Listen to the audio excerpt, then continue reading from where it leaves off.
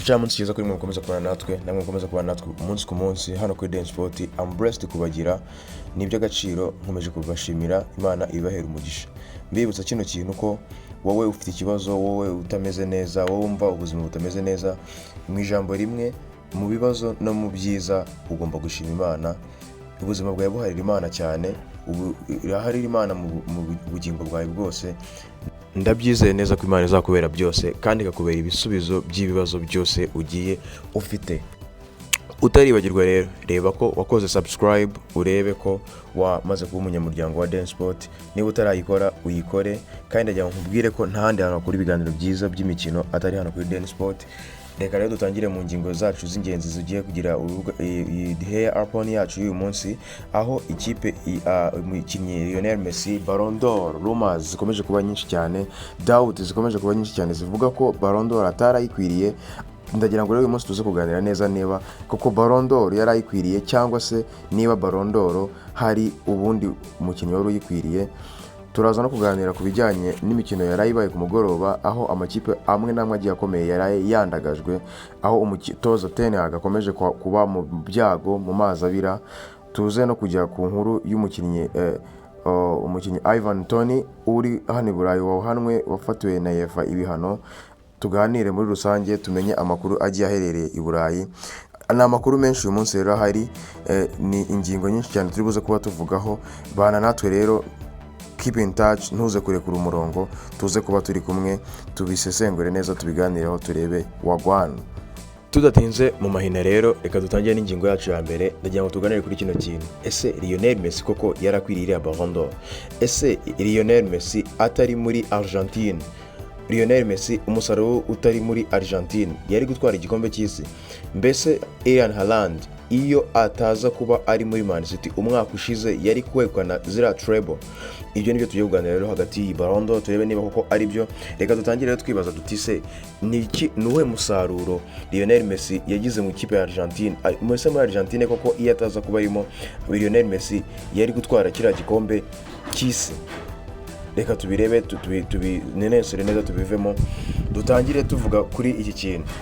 Argentine igitangira igikombe cy'isi, sinzi niba mwibuka neza ko Argentine yari iri mu makipe wenda atanu wabona ko yatwara igikombe cy'isi ugereranyije n'andi makipe yari yitabiriye kera igikombe cy'isi. Ndaguha nk'urugero, reba ikipe y'Ubufaransa. Ubufaransa bwari bufite abakinnyi basanzwe bakina imikino y'amarushanwa, competition zikomeye. Abo bose bagiye bagira ibibazo by'imvune, harimo abakinnyi ba Karim Benzema bavunika igikombe cy'isi kitaratangira.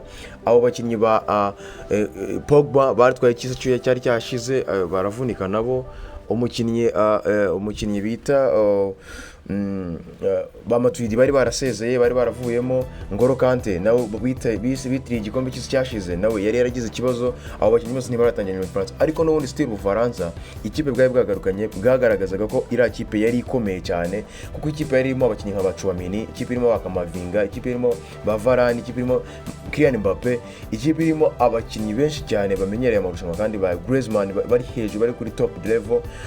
Ni ikipe yari ikomeye cyane. Ndagukurikirizaho ikipe y'Ubufaransa. Ikipe y'Ubufaransa yari ikipe nayo y'Ubwongereza, yari ikipe ikomeye cyane, ku buryo ikipe y'Ubwongereza ifite nk'amakipe nk'atatu cyangwa se amakipe abiri yo ku rwego rumwe, ku buryo ushobora kuvuga ati urabanzamo nde usigende hanze. Wibuke ko abakinnyi nka ba Grealish ni abakinnyi batajyaga bakunda kubanza mu ikipe y'Ubwongereza, ba Bukayo Saka, abakinnyi ba Harry Kane, abakinnyi ba Marcus Rashford bazagamo basimbuye. Mbese ni ikipe nyinshi zigikomeye, ugereranyije ugashyiraho n'Ububirigi ba Eden Hazard, ba Lukaku, abakinnyi bagiye batandukanye bari muri ikipe y'Ububirigi bagiye bakomeye kandi cyane, barusha ikipe ya Argentine kuba bafite amazina agiye ari hejuru.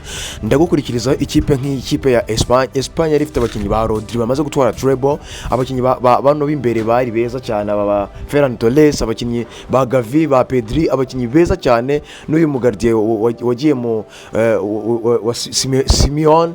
Abakinnyi benshi cyane bagiye bakomeye, ikipe zagiye zifite, kandi n'Abadage ndetse nabo bari ikipe ikomeye cyane.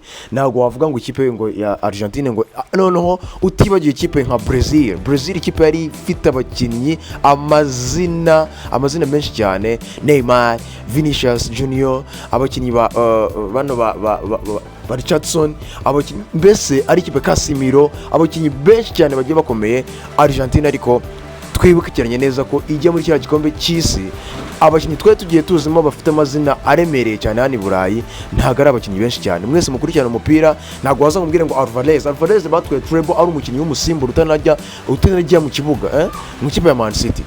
Umukinnyi nka Enzo Fernandez yazamuye urwego rw'izina ari uko ageze mu ikipe ya Argentine. Abakinnyi nka ba De Paul muri Atletico Madrid nta muntu wari usanzwe umuzi.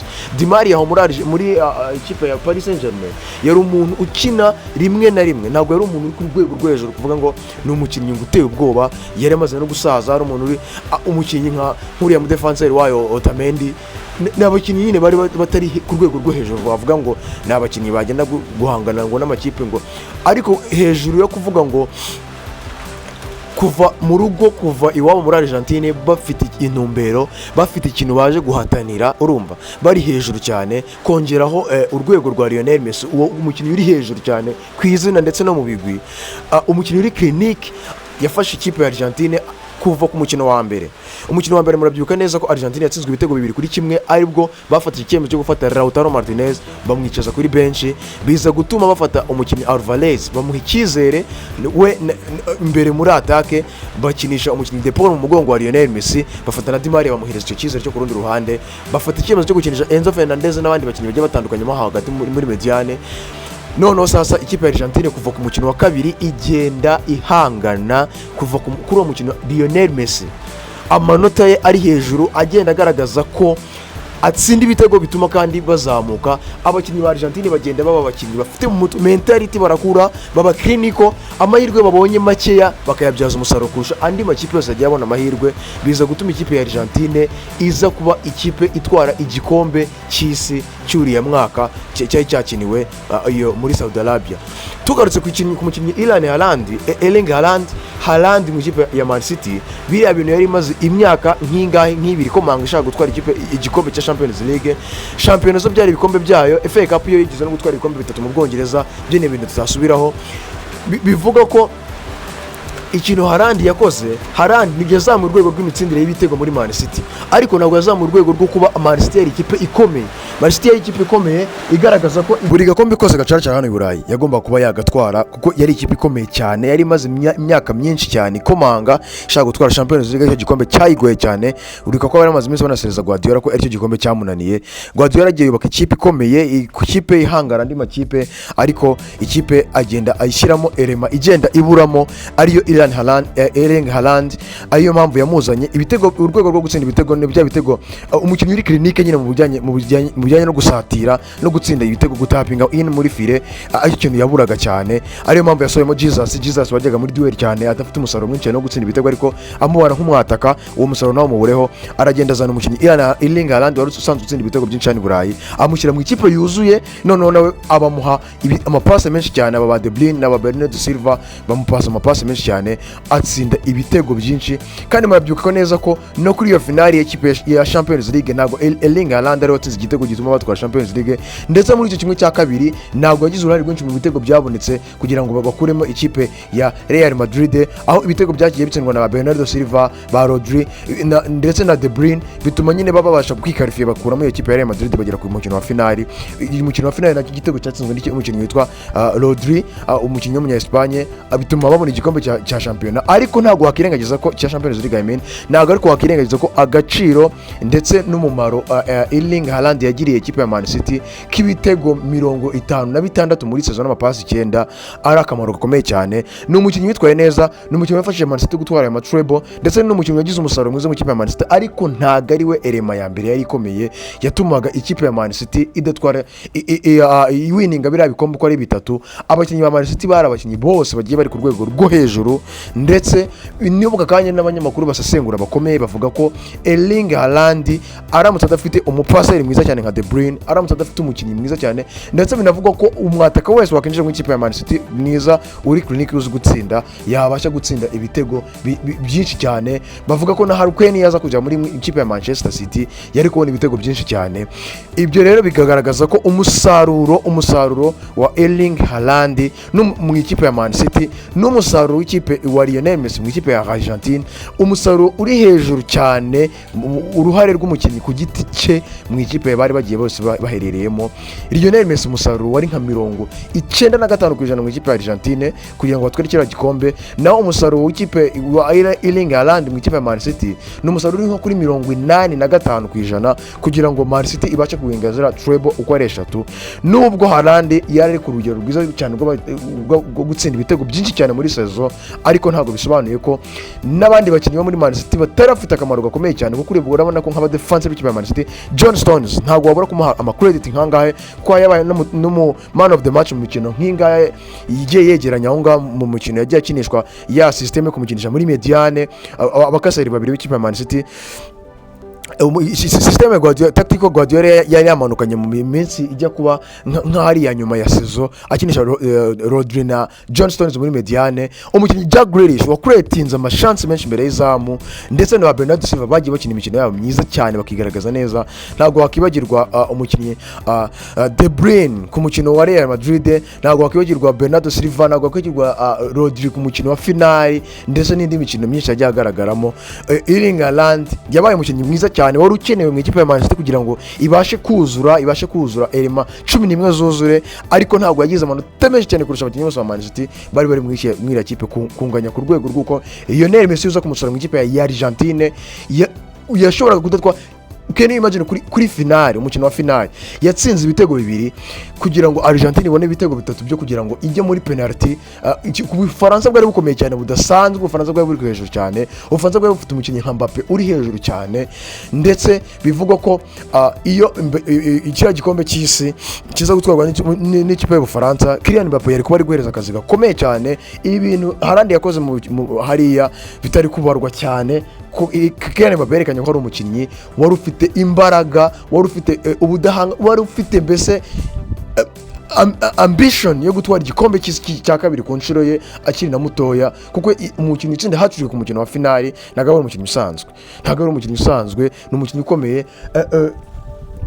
Argentine yahuye na challenges zikomeye mu gikombe cy'isi, ariko Lionel Messi ubudahangarwa, izina amaze kwandika, ubushobozi afite mu kibuga, ndetse no kuba Argentine yari ikipe yari imaze kuba clinical mu bijyanye no mu mutwe mentality, bafite ikintu baje gushaka n'icyo baje guhanganira bakize, bazabasha gutwara igikombe. Ariko amanota ya Lionel Messi abasha kugaragara ko ari amanota ari hejuru cyane. Aho rero niho bahera bavuga ko umukinnyi ku giti cye nka Argentine mu ikipe ya Lionel Messi mu ikipe ya Argentine, Erling Haaland mu ikipe ya Man City biriya ni ibintu yari isanzwe ikora byo gutwara treble, kuko yatwaye shampiyona, itwara FA, itwara ndetse na Carabao Cup, itwara ndetse bitari ubwa mbere kuba rero yarongeye igatwara treble, igatwara FA, igatwara shampiyona, igatwara ndetse na Champions League. Akamaro Haaland yarakagize, ariko ntago ari akamaro karenze abandi bakinnyi bose yari kumwe nabo. Yagize akamaro kuko gutsinda ibitego byo kipe ya Man City bikenewe kugira ngo babashe kuwininga igikombe byazamutse, ariko ntago yagize akamaro kajyanye nuko Man City kumuvanyemo Haaland bitashoboka ko Haaland yashoboraga cya gikombe batwaye batashoboraga kuba babitwara. Ese koko havuyemo urwego rwa fanatisme cyangwa se urwego rwo kuvuga ngo umuntu afana uyu nguyu undi muntu afana uyu nguyu? Kuko nagiye mbona ibinyamakuru byinshi cyane hano i Burayi birimo bivuga, harimo abantu ba Matias, harimo abantu ba Damian, abantu b'abanyamakuru bagiye bakomeye baba muri Espagne, abandi banyamakuru bagiye bakomeye muri aho i Burayi nyine mu binyamakuru bigiye bitandukanye, bavuga ngo Lionel Messi ngo ntago yari akwiye gutwara ngo Ballon d'Or, ngo hari n'izindi ngo bagiye bamwibira, ngo hari nk'iyo bamwibiye kuri Iniesta, ngo hari bamwibiye kuri Lewandowski, ndetse ngo hari n'indi ngo bamutwaye kuri Haaland. Ese koko havuyemo urwego rw'imifanire ntitubigire fair play nk'abantu b'abasportif bari mu mupira w'amaguru? Lionel Messi performance ze mu kibuga hari umuntu uzishidikanyaho? Hari umuntu utabona ko Lionel Messi mu kibuga ari umukinnyi mwiza cyane kandi ukwiriye ibihembo ahubwo birenze n'ibi ngibi? Njyewe rero nkurikije urwego rwo kureba umupira wanjye muri rusange, ndetse ntashyizemo fanatisme, nemera ko ntabwo twakirengagiza ko Cristiano Ronaldo yakoze ibintu byinshi mu mupira w'amaguru, yahaye challenge Lionel Messi, kuko na Lionel Messi muri ko atwara Ballon d'Or ejo bundi bwo bamuhaye kiriya gihembo, ubwo abakinnyi nka ba Bellingham bahawe igihembo cyo upcoming, abakinnyi bari gukuza ari bashyashya bakiri abana, abakinnyi nka Martinez umugardiye wa Argentine yahawe igihembo cy'umugardiye w'umwaka, umukinnyi nka Vinicius agahabwa igihembo cya fair play cy'umukinnyi warwanyije racisme cyane hano i Burayi, ndetse n'abandi bakinnyi bakagenda bahabwa ibihembo bigiye bitandukanye. yavuze ko bamubajije ku bijyanye n'uko atabashyizeho akadomo ku bijyanye no ihangana rye na Cristiano Ronaldo ku ma Ballon D'or, kuko amaze gutwara Ballon D'or ya 8. Arababwira ati ntabwo ibintu iri hangana ryigize rirangira, kandi ntabwo rizigera rirangira mu mitwe y'abantu, kuko ndatekereza ko abantu bakurikiranye umupira muri iyi myaka 16 ishize babonye competition idasanzwe, babonye umupira. Ndatekereza ko nta yindi competition muzigera mubona imeze nk'iyi. Lionel Messi iyo ataza kuba we nako Cristiano Ronaldo, ntabwo nari kuba ngiyewe mfite ihangana, ntabwo nari kuba gushyiramo imbaraga zingana gutya kugira ngo mbashe gushyiramo imbaraga nge ntwara, nerekana ko ngomba gutwara ibikombe, kandi nawe yadashyiramo ihangana ngo atwezera Ballon D'or 5 tubashe gukompeta. Ntabwo mwari kuryoherwa n'umupira w'amaguru. Ndatekereza ko iyi competition niyo yabayeho ibihe byose. So rero niyo mpamvu Ronaldo ntabwo navuga ko iyi competition yacu irangiye, izahora no mu mitwe y'abantu, izandikwa no mu bitabo, nani ndizigera ibaho. Aho ngaho rero niyo mvuga ngo Ronaldo ntabwo wakiringagiza ko nawe atakoze ibintu bikomeye mu mupira w'amaguru. Ariko nanone tube abasportif, tube abantu bareba umupira w'amaguru muri rusange, ntabwo tureba umupira w'amaguru twisiga amarange cyangwa duhanganisha ibintu bimwe na bimwe. Tureba gukora ibintu byo gushaka gukora inkuru kugira ngo ducalenginge ikintu cyabayeho. Niki Lionel Messi uyu mwaka atakoze? Ese amanota y'igikombe cy'isi murayemera? Ntabwo kuba harana ataritabye igikombe cy'isi byavuga ko Lionel Messi kuba yaritabye igikombe cy'isi yarabashye gukarifa ikipe ye aba victime y'ibyo ngibyo, kubera ko amanota ye wenda atigeze azamuka ngo aze ngo ayabone nayo mu gikombe cy'isi bayahanganishe, ngo bituma amanota ya Lionel Messi watwaye igikombe cy'isi bayakuraho cyangwa ntibayazanemo mu bijyanye no gutwara Ballon d'Or. Bitume nyine uvuga ngo Iran Haaland ngo yakoze ibintu byinshi Burayi, na Messi nawe muri Paris Saint-Germain nawe yakoze ibindi bintu byinshi Burayi. Ahubwo se igikombe cy'isi ni igikombe kirebwa n'abantu bose, ni igikombe kirebwa n'ibinyamakuru byinshi cyane. Muri utirengagije ibintu Lionel Messi yakoze mu gikombe cy'isi, ntago yitwaye neza ku rwego rw'uko wabonaga ko Lionel Messi iyo ataza kuba ari muri Argentine yashoboraga kuba itawininga cya gikombe cy'isi, kandi ku rwego rw'amahirwe menshi cyane.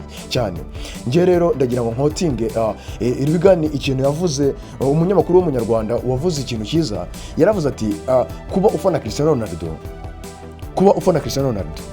ntabwo bivuze kutemera realite za football. Ati njye ndi Regan, ndi umunyamakuru w'umupira w'amaguru, ndi umusesenguzi, mfana umupira w'amaguru muri rusange, mfana ndetse na Cristiano Ronaldo. Aranero avuga ko afana Cristiano Ronaldo. Murakurikirana ikiganiro Regan yakoze ubushize, avuga ko afana Cristiano Ronaldo, ariko aravuga ati Lionel Messi aho bigeze ubu yarankonfirmye, nemeye ko ari umukinnyi w'umupira, nemeye ko n'umukinnyi ukwiye kuva mu bintu byo kuvuga ngo ni umupira w'amaguru gusa, ahubwo akwiriye kwandikwa mu kinyamakuru cyangwa akandikwa ahantu nko muri Infinity, agashyirwa mu kintu kitagira itangiriro kitagira n'iherezo. Kuko Lionel Messi ibintu amaze gukora mu mupira w'amaguru, ati njye nari ntegereje ko kubona gusa ko atwara igikombe cy'isi, kuko mbere yuko atwara Copa America bavuga ko Cristiano Ronaldo, abafana ba Cristiano twavuga ko afite Ronaldo, ariko Lionel Messi nta kintu araheza igihugu cye. Yaje kuyihereza Copa America amaze kuyihereza ituma azamura urundi rwego bajya kuri calibre zimwe, ariko kuba amaze gutwara n'igikombe cy'isi binyeretse ko Lionel Messi mu mupira w'amaguru, ati can you imagine uko umuntu mu mupira w'amaguru yagize success mu bintu byose. Tekereza nawe, umukinnyi yatunze amafaranga, umukinnyi yatsinze ibitego byinshi, umukinnyi yakuyeho ubuhigo bwinshi, umukinnyi yatwaye igikombe cy'isi, umukinnyi yatwaye Champions League, umukinnyi yatwaye shampiyona, umukinnyi nta kintu kimwe atigeze akora.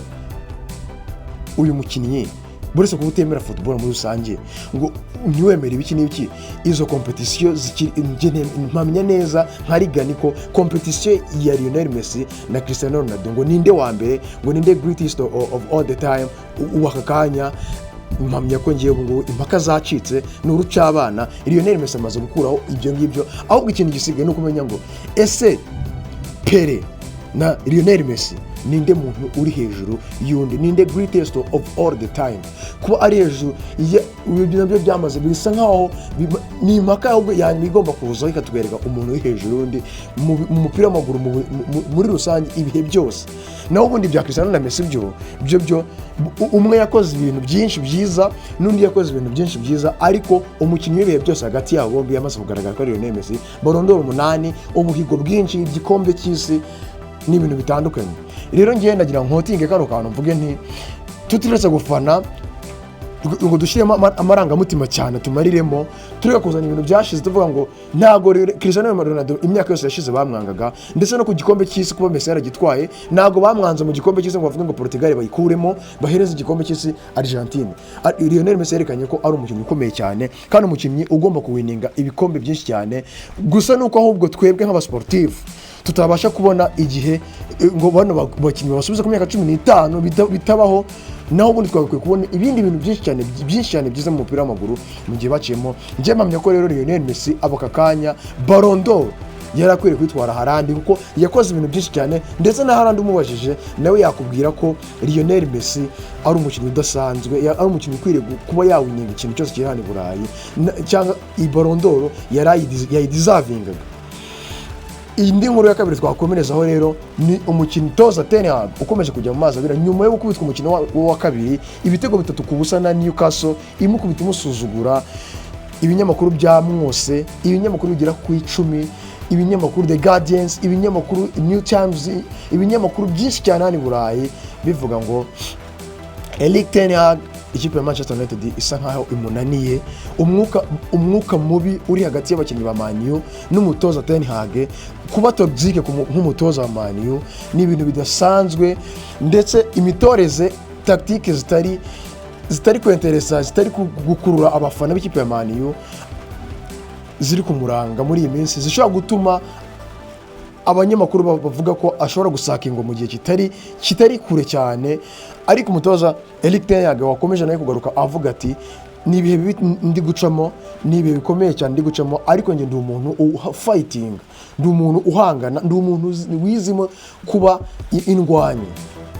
Turi mu bihe bibi, turi kugerageza kuhanduringa bino bihe bibi. Ndabiziza ko nk'abafana nimwe mbwira rino jambo, nzabaha ibihe byiza bijyanye no gufightinga kwanjye nizeye, kandi mukomeje kumba hafi. Ibi bintu byose kubicamo ni ugushyira hamwe twese nk'umuryango w'ikipe ya Manchester United. Indi nkuru nayo iri ku trending hano i Burayi, ikipe nka Chelsea, ikipe nka Arsenal ni ikipe zikeneye abataka babandi bari clinical imbere y'izamu, babataka batsinda ibitego byinshi cyane ikipe ya Chelsea ikeneye umwataka.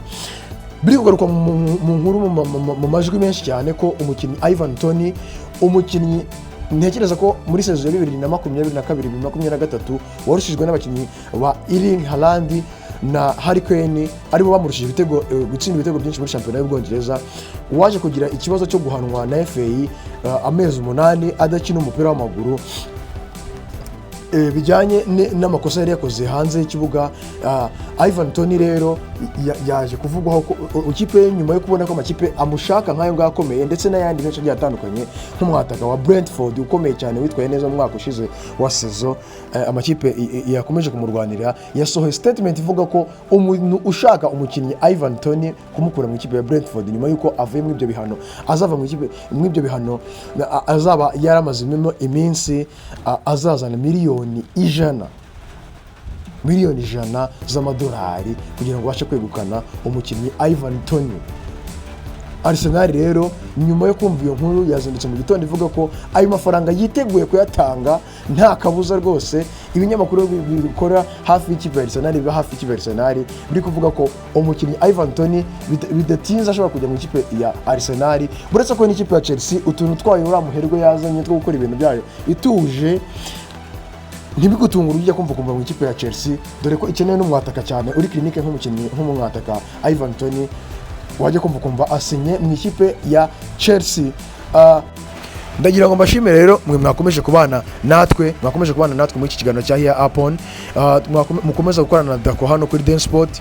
Turabakunda cyane, turagira ngo tubashishikarize gukora subscribe, mukoreshe ya kino kiganiro mu gisasikaze ku bantu bose, kandi ndagira ngo mbabwire ngo mujye mureba kino kiganiro mukirangize, kuko nta handi hantu wakura ibiganiro byiza hatari hano kuri Den Sport, ndetse usesengure winjiremo urebe neza, wumve ukurikirane ubusesenguzi bwiza bw'umunyamakuru wanyu Dako. Ndagira ngo mbizeze ko ntago nzabatererana, ibiganiro byiza ni hano kuri Den Sport, ndetse ibiganiro byiza hano nakagaruka. Ndagira ngo mukomeze gukora siporo namwe, kandi mukomeze kwiyitaho, murya indyo nziza, ndetse mukomeze kwiragiza Imana mu buzima bwa buri munsi, kuko murabona ko intambara zugaje isi ndetse n'ibizazane n'amakuba mwiragize Imana, muhereze Imana ubuzima bwanyu bwinshi. Imana nayo ndabizera ko itazigera ibatererana. Nagira ngo mbabwire ngo yari Dako wa muhungu wanyu Mr. Yasa, ndabakunda cyane.